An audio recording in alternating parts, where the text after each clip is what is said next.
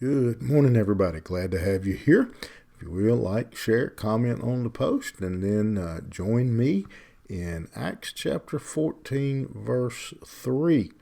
And we have these words. So they remained for a long time, speaking boldly for the Lord, who bore witness to the word of his grace, granting signs and wonders to be done by their hands.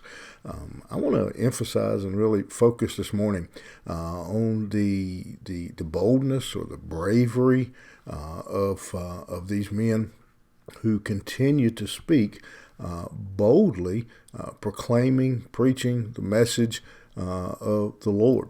And again, in spite of persecution, in spite of how the masses may have felt about their preaching, they continued. It says they remained for a long time. They continued to preach.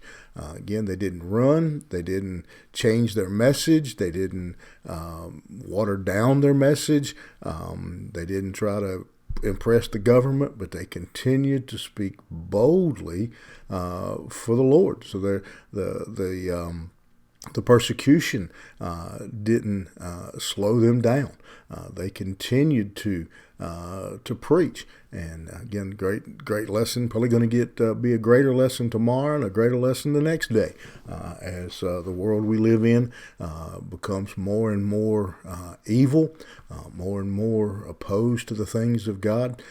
Every day we live, it gets a little harder to talk about Christ, to proclaim the name of Christ, to be a witness for Him. Let us take these men as an example that they remained for a long time and continued to speak boldly of the Lord. They continued to carry on. And it's a great example. Second thing we notice is they spoke boldly for the Lord. They bore witness to his word of grace, granting signs and wonders to be done by their hands. They spoke boldly. They were being used of God.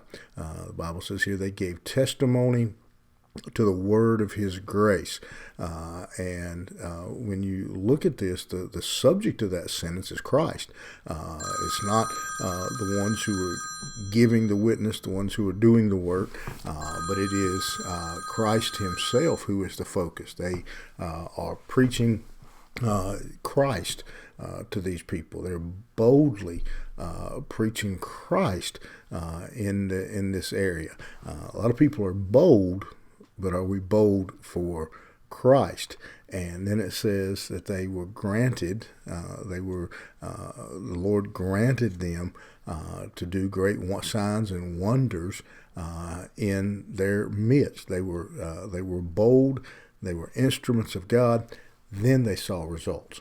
And I think if we work backwards in that, maybe we ask ourselves, why do we not see great results in the church in the world today?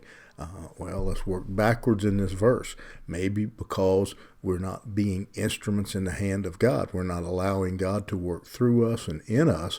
And that comes back to being bold and confident in our faith, being willing to face persecution.